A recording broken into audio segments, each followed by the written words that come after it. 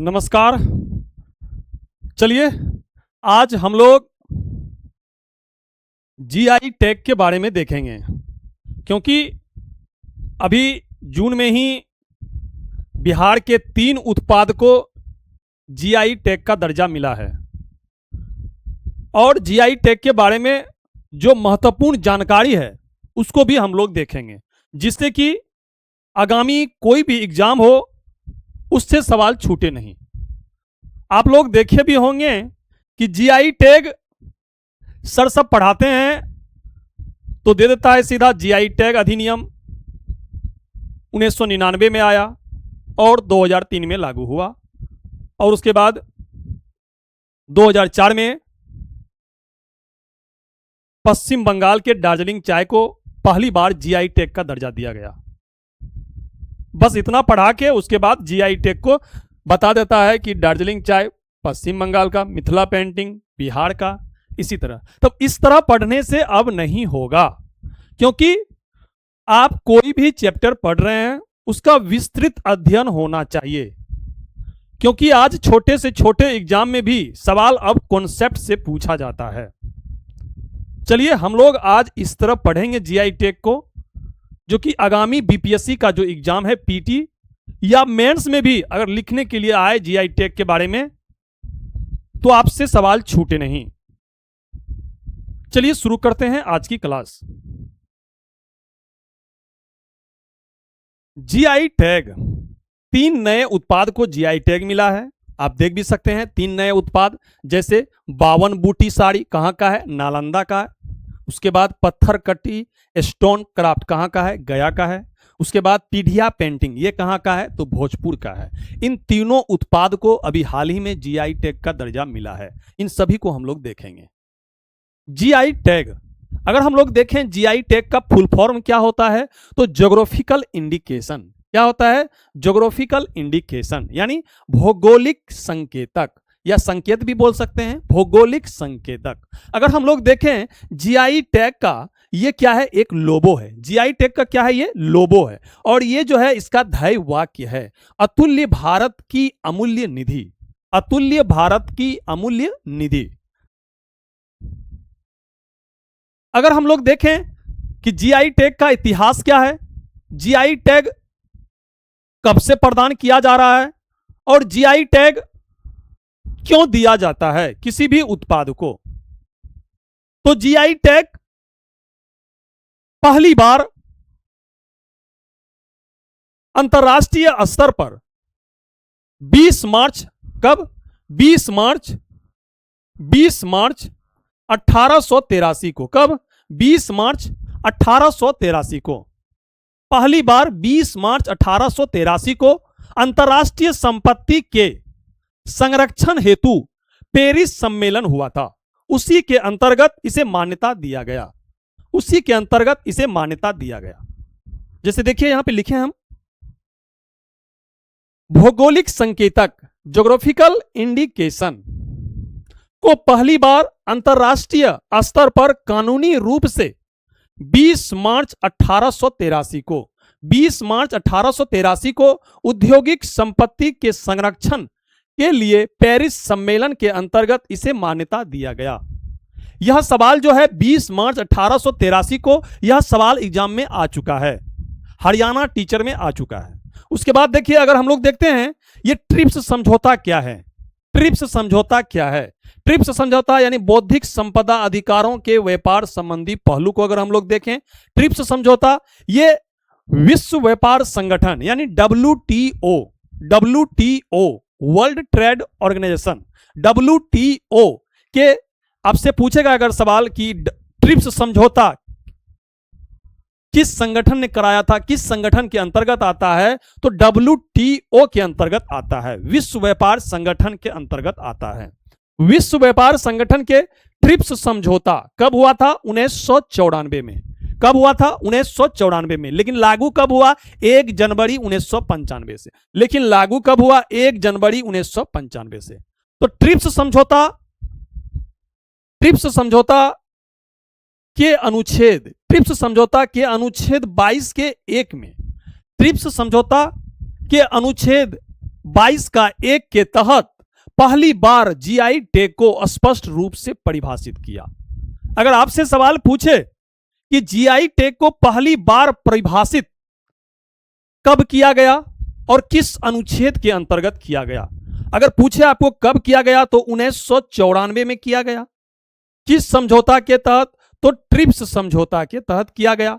किस अनुच्छेद? तो 22 के 1 के अनुच्छेद के तहत इसे परिभाषित किया गया। आपको इतना याद रखना है। उसके बाद हम लोग देखते हैं इसी के अनुसार जीआई टैग उन उत्पादों की पहचान करता है जो किसी विशेष क्षेत्र जैसे जर्दालू आम, अगर हम लोग देखें बिहार में जर्दालू आम कहां होता है तो भागलपुर में होता है। यह क्या है? भागलपुर एक विशेष क्षेत्र है जर्दालू आम के लिए, एक विशेष क्षेत्र या मूल स्थान जैसे जर्दालू आम कहां होता है? भागलपुर में होता है। मूल स्थान से उत्पन्न होते हैं और उस उत्पाद की गुणवत्ता या प्रतिष्ठा या अन्य विशेषताओं मूल रूप से उसके भौगोलिक मूल्य यानी ज्योग्राफिक ओरिजिन पर ही आधारित होती है। यानी जर्दालू आम की विशेषता, प्रतिष्ठा, ये सभी के बारे में अगर हम लोग देखें तो जर्दालू आम कहां होता है? भागलपुर में होता है। भागलपुर में होता है। जर्दालू आम का विशेष स्थान कौन सा है? तो भागलपुर है। जर्दालू आम होता तो बिहार में कहीं भी आप देख सकते हैं हो जाता है, लेकिन फेमस कहां के लिए है? तो जर्दालू आम फेमस कहां के लिए है? तो भागलपुर के लिए है। उसके बाद हम लोग देखते हैं कानूनी संरक्षण। अब कानूनी संरक्षण के बारे में अगर देखते हैं तो ट्रिप्स समझौता में यह अनिवार्य किया गया कि सभी सदस्य देश यानी WTO का जो भी सदस्य देश है, सभी सदस्य देश अनिवार्य रूप से अपने यहां एक ऐसा कानून बनाएगा जिससे क्या होगा? जिससे उत्पादों के गलत और भ्रामक उपयोग को रोका जा सके। मान के चलिए कोई आम बेच रहा है, कहेगा नहीं ये जर्दालू आम है, भागलपुर का है, लेकिन है कहां? मुंगेर का है कहां? पटना का है। तो ये सब क्या है? ये भ्रामक है ना, ये गलत तरीका से एक बेचा गया आम है। इससे क्या हो जाएगा? ये गलत तरीका से बेचा जा रहा है, इसको हम लोग रोकना है हमको, ठीक ना? इसको क्या है? रोकना है। इसलिए कानूनी संरक्षण दिया गया है कि ऐसे जिससे उत्पादों के गलत और भ्रामक उपयोग को रोका जा सके। ऐसा नहीं होता है कि मान के चलिए आम भागलपुर का है, जर्दालू आम, और आप बोल दीजिएगा नहीं पटना में बेचिएगा कि हम भागलपुर से ही लाए हैं, ये जर्दालू आम है, आप किसी दूसरे जगह से लाए हैं, तो ये क्या हुआ? ग्राहक को तो भ्रामक जानकारी मिला ना। तो इसे कानूनी संरक्षण भी दिया जाता है, उसके बारे में भी हम लोग देखेंगे अभी आगे। अब भारत में इसका क्या प्रभाव रहा? अगर हम लोग भारत में इसका प्रभाव देखते हैं तो चूंकि भारत WTO का क्या है? एक सदस्य है। चूंकि भारत क्या है? WTO का एक सदस्य देश है, विश्व व्यापार संगठन का एक सदस्य था, इसलिए ट्रिप्स समझौता की शर्तों का पालन करना क्या था? अनिवार्य था। इस अंतरराष्ट्रीय दायित्व को पूरा करने के लिए ही भारत ने geographical indication of goods act 1999 बनाया गया। और यह अधिनियम कब लागू हुआ? तो 15 सितंबर 2003 को लागू हुआ। यही बात कोई भी टीचर आता है तो तुरंत बताता है कि जीआई टैग अधिनियम 1999 में आया था और लागू कब हुआ? तो लागू 2003 में हुआ। नहीं भाई, अब इस तरह नहीं पढ़ना है, इस तरह सवाल अब नहीं आता है। अगर आपसे सवाल पूछ भी लिया जाए ना कि जीआई टैग कब लागू हुआ तो पूरा डेट अब पूछा जाता है, 15 सितंबर 2003, आपको याद रखना है। उसके बाद जीआई टैग अधिनियम क्यों आया इसके बारे में भी आपको जानना पड़ेगा। अब सवाल कॉन्सेप्ट से पूछ रहा है। फिर हम लोग देखते हैं जीआई टैग प्रदान कौन करता है, इसको भी हम लोग देख लेते हैं कि भारत में अगर जीआई टैग किसी को प्राप्त होता है तो जीआई टैग देता कौन है? किस संगठन के द्वारा दिया जाता है या किसी कंपनी के द्वारा दिया जाता है? किसके द्वारा दिया जाता है, इसको भी तो हम लोग को जानना पड़ेगा ना। तो देखिए भारत में जीआई टैग भौगोलिक भौगोलिक संकेत रजिस्ट्री चेन्नई, हम लिख दिए हैं यहां पे चेन्नई भौगोलिक संकेत रजिस्ट्री होता है, इसका मुख्यालय कहां है? चेन्नई में है, ठीक ना। भौगोलिक संकेतक रजिस्ट्री कहां पे है? तो इसका मुख्यालय है चेन्नई में, इसलिए हम डायरेक्ट चेन्नई लिख दिए हैं। भारत में जीआई टैग भौगोलिक संकेत रजिस्ट्री चेन्नई के द्वारा प्रदान किया जाता है। किसके द्वारा?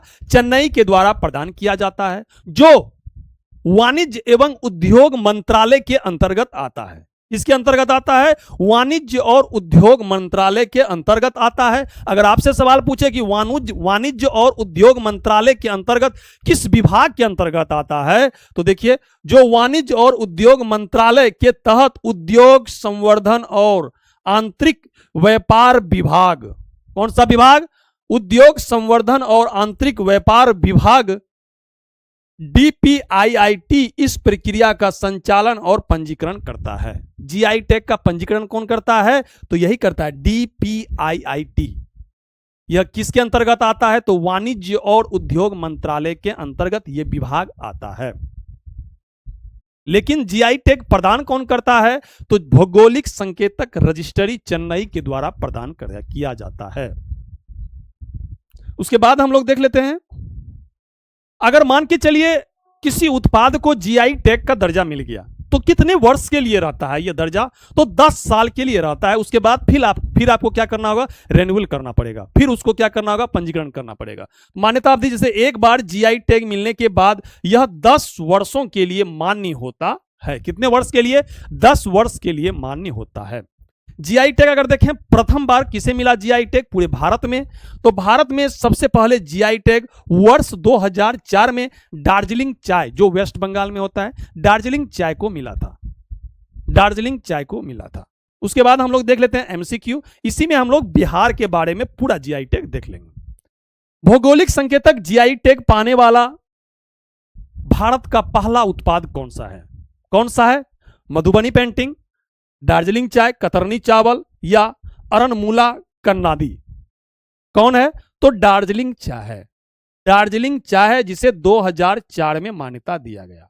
कब? 2004 में मान्यता दिया गया। अगर मधुबनी पेंटिंग देखें, कतरनी चावल, ये कहां का है? ये बिहार का है। कहां का है? बिहार का है। उसके बाद अरनमुला कन्नाडी ये कहां का है? तो ये केरल का है। कहां का है? ये केरल का है। औद्योगिक संपत्ति संरक्षण हेतु पेरिस कन्वेंशन पर हस्ताक्षर कब किया गया था? यह सवाल हम बोले थे ना, सवाल ये पूछा गया है हरियाणा टीचर में। हरियाणा टीचर में 2024 में यह सवाल पूछा गया है। तो इसका क्या आंसर हो जाएगा? 20 मार्च 1883। 20 मार्च 1883 को हुआ था। 20 मार्च 1883 को हुआ था।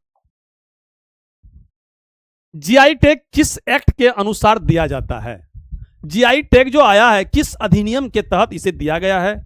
यह सवाल ही आपको सभी शिक्षक जैसे आता है तुरंत बोर्ड पर जीआई टैग एक्ट अधिनियम 1999 के तहत जीआई टैग को मान्यता दिया गया। उसके बाद वर्ष 2003 में यह लागू हुआ और 2004 में पहली बार दार्जिलिंग चाय को मान्यता दिया गया। बस इतना ही पढ़ाता है। तो इसी से आपका आंसर आ जाएगा। क्या हो जाएगा? भौगोलिक संकेतक पंजीकरण और संरक्षण अधिनियम 1999। लेकिन आपको इन पर भी ध्यान देना है जो ऑप्शन है, जैसे भारतीय कॉपीराइट अधिनियम। अगर आपसे सवाल पूछे कि भारत में कॉपीराइट अधिनियम कब आया था, तो 1957 में आया था। इसको भी याद रखना है आपको। उसके बाद पेटेंट एक्ट भारत में कब आया था? तो 1970 में आया था। अगर किसी वस्तु को पेटेंट दिया जाता है तो कितने साल के लिए दिया जाता है? तो 20 साल के लिए पेटेंट दिया जाता है। कितने साल के लिए? 20 साल के लिए। लेकिन जीआई टैग कितना दिन के लिए दिया जाता है? तो 10 साल के लिए दिया जाता है। लेकिन पेटेंट कितना दिन के लिए? 20 साल के लिए दिया जाता है। उसके बाद ट्रेडमार्क अधिनियम, यह कब आया था? यह भी 1999 में ही आया था। ट्रेडमार्क अधिनियम, इसको भी आप लोग को ध्यान रखना है। भारत में जीआई टैग कौन जारी करता है? यानी कौन जीआई टैग प्रदान करता है? अभी जस्ट हम आपको बताए थे जीआई टैग कौन प्रदान करता है। तो भौगोलिक संकेत रजिस्ट्री चेन्नई के द्वारा प्रदान किया जाता है। किसके द्वारा? भौगोलिक संकेत रजिस्ट्री चेन्नई के द्वारा प्रदान किया जाता है। जीआई टैग पाने का लाभ निम्नलिखित में से कौन सा है? मान के चलिए किसी उत्पाद को अगर जीआई टैग मिल गया है तो उससे क्या लाभ होता है? उससे क्या लाभ होता है उस उत्पाद को? इसी के बारे में हम सवाल दिए हैं।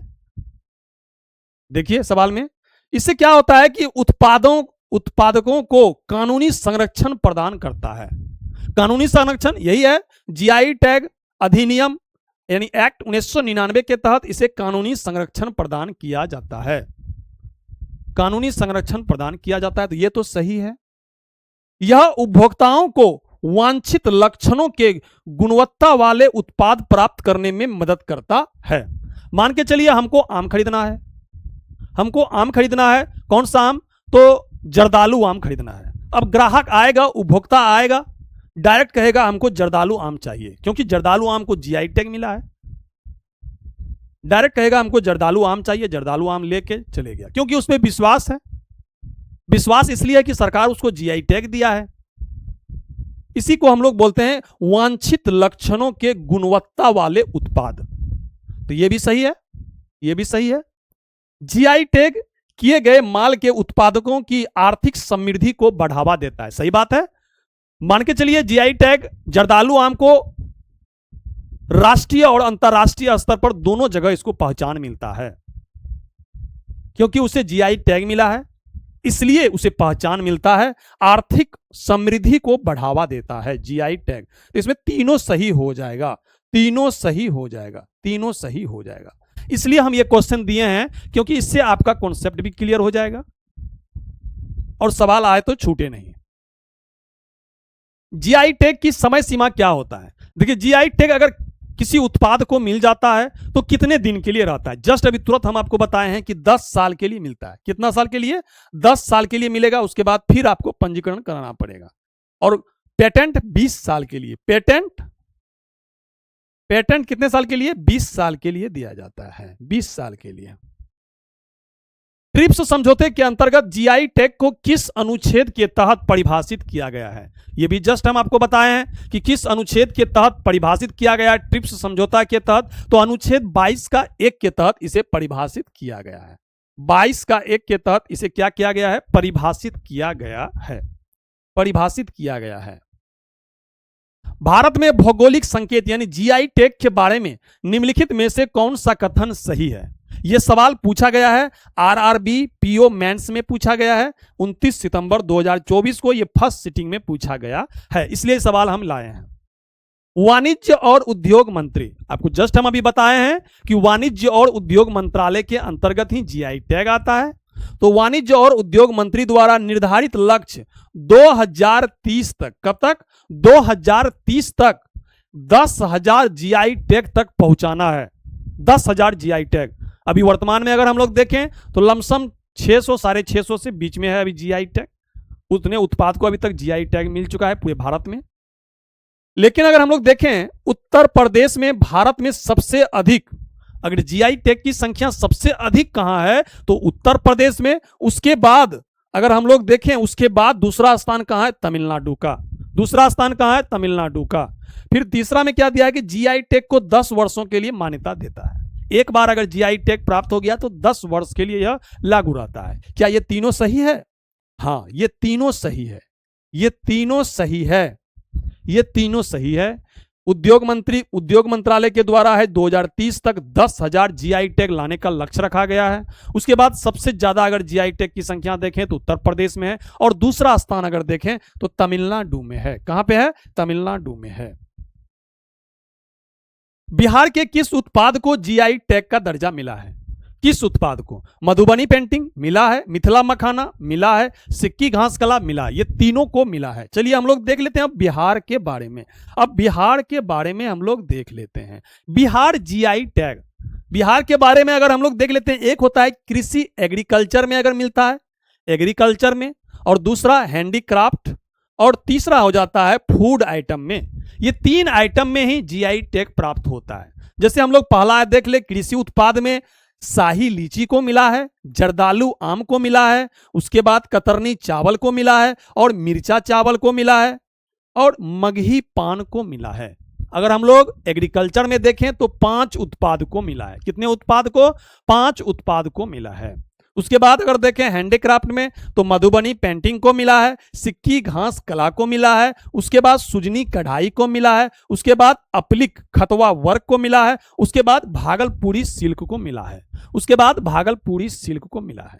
उसके बाद हम लोग देखें फूड व्यंजन में तो मिथिला मखाना को मिला है। उसके बाद नालंदा का फेमस सिलाव खाजा को मिला है। किसे मिला है? सिलाव खाजा को मिला है। सिलाव खाजा को मिला है। ये मिथिला मखाना जो है ये दरभंगा, मधुबनी, सहरसा। चलिए आगे देखते हैं। देखिए ये है शाही लीची, जो कहां पे होता है? तो मुजफ्फरपुर बिहार में होता है। कहां पे? मुजफ्फरपुर बिहार में होता है। उसके बाद बिहार के प्रसिद्ध मिर्चा चावल, मिर्चा चावल को भी जीआई टैग मिला है। ये कहां पे? ये पश्चिमी चंपारण में होता है। कहां पे? पश्चिमी चंपारण में होता है। उसके बाद हम लोग देखें मिथिला मखाना, इसे कब मिला है जीआई टैग दर्जा? 2022 में मिला है। यह सवाल ADEO जो अभी एग्जाम हुआ था, PT जो कैंसिल हो गया, उसमें यह सवाल पूछा गया था मिथिला मखाना के लिए। यह मिथिला मखाना जो है ये दरभंगा, मधुबनी, सहरसा और पूर्णिया मिथिलांचल में उत्पादन इसका होता है। अगर हम लोग देखें भारत में 80 से 90%, कितना? 80 से 90% मखाना का उत्पादन अपना बिहार में होता है। कहां होता है? अपना बिहार में होता है। इसमें कैल्शियम, मैग्नीशियम और प्रोटीन का बेहतरीन स्रोत होता है। ये मखाना बेहतरीन स्रोत होता है। यह है जर्दालू आम, भागलपुर में होता है। भागलपुर का जर्दालू आम अगर नहीं खाए तो क्या खाए? अभी जर्दालू आम खाइए, अभी सीजन भी है बिहार में। जर्दालू आम खाइए बिहार का, वो भी भागलपुर का। यह है मगही पान। मगही पान अगर हम लोग देखें, मगही पान कहां पे होता है? तो औरंगाबाद, गया, नवादा और नालंदा में होता है, यानी मगध क्षेत्र में होता है मगही पान। मगही पान। उसके बाद अगर हम लोग देखें तो हो जाता है कतरनी चावल। देखिए यह है कतरनी चावल, जो कहां पे होता है? भागलपुर, बांका और मुंगेर। भागलपुर, बांका और मुंगेर में इसे अक्सर चूड़ा, कतरनी चूड़ा, कतरनी, इसी चावल से कतरनी चूड़ा तैयार किया जाता है। कतरनी चूड़ा भी क्या है? भागलपुर का बहुत फेमस होता है, जो कतरनी चावल से ही बनता है, बनाने के लिए उपयोग किया जाता है। उपयोग किया जाता है। उसके बाद देखिए यह है मधुबनी पेंटिंग, इसे मिथिला पेंटिंग भी हम लोग बोलते हैं। मधुबनी पेंटिंग ये बिहार का प्रथम उत्पाद, जिसे जीआई टैग 2007 में जीआई टैग मिला है। नहीं, गलत, ये बिहार का प्रथम उत्पाद नहीं है, ये गलत है। बिहार का प्रथम उत्पाद नहीं है, ये गलत है। सिक्की घास कला, ये उत्तर बिहार में विशेषकर अगर हम लोग देखें सिक्की घास कला कहां होता है? तो मधुबनी में होता है। कहां पे? मधुबनी में होता है। इसे हम लोग क्या कहते हैं? गोल्डन ग्रास कहते हैं। सिक्की घास कला को हम लोग क्या कहते हैं? गोल्डन ग्रास भी कहा जाता है। गोल्डन ग्रास ऑफ बिहार भी कहा जाता है। ये देखिए ये क्या है? भागलपुरी सिल्क। भागलपुरी सिल्क है, जिसे भागलपुर को ही हम लोग क्या कहते हैं? सिल्क सिटी कहते हैं। भागलपुर को क्या कहते हैं? सिल्क सिटी कहते हैं। यहां का एक है टसर रेशम। टसर सिल्क जो है ना विश्व प्रसिद्ध है। इसी टसर सिल्क से भागलपुरी सिल्क साड़ी बनता है। सुजनी कढ़ाई ये कहां होता है? ये मुजफ्फरपुर में इसका अगर देखें जन्म कहां हुआ है सुजनी कढ़ाई का, तो मुजफ्फरपुर में हुआ है। यह पुरानी साड़ियों और कपड़ों की परतों को जोड़कर उस पर बारीक धागों से चित्र बनाया जाता है। देखिए ये चित्र बना रहा है, इसी को हम लोग कहते हैं सुजनी कढ़ाई। इसे 2006 में, कब? 2006 में जीआई टैग का दर्जा मिला है। जबकि मिथिला पेंटिंग को कब मिला था? 2007 में मिला था। यह है अपलिक खतवा वर्क।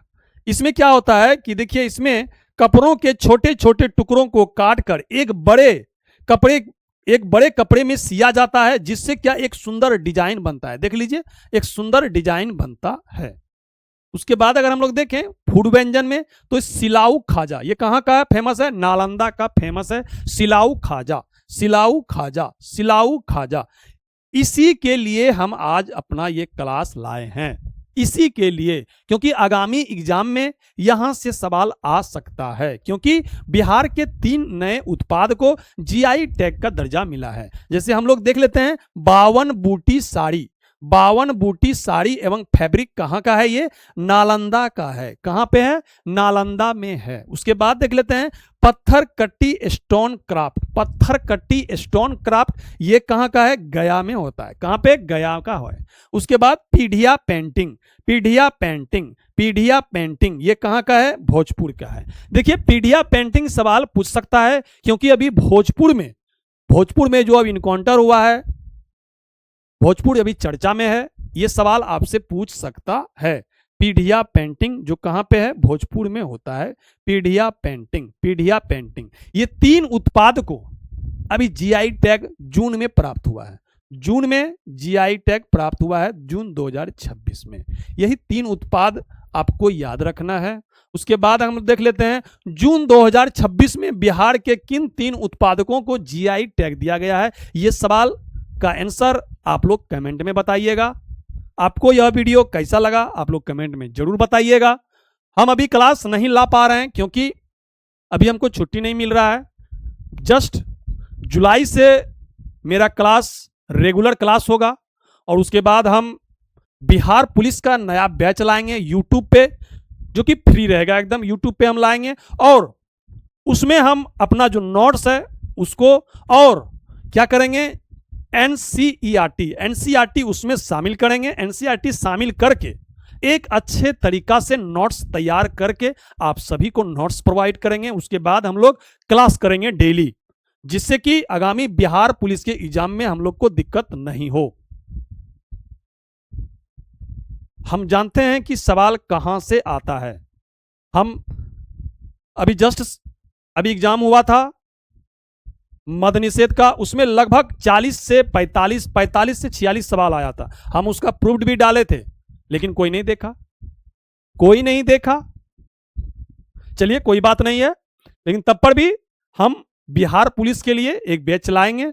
इसलिए नहीं ला रहे हैं अभी क्योंकि हमको अभी टाइम नहीं मिल रहा है, क्योंकि ये सारा पीडीएफ हमको अपने से तैयार करना पड़ता है। पीडीएफ तैयार यानी कि वैसा हमको आदमी भी नहीं मिल रहा है जिससे हम नोट्स बनवाएं, सब अपने से करना पड़ता है। इसलिए थोड़ा क्लास डिले हो रहा है।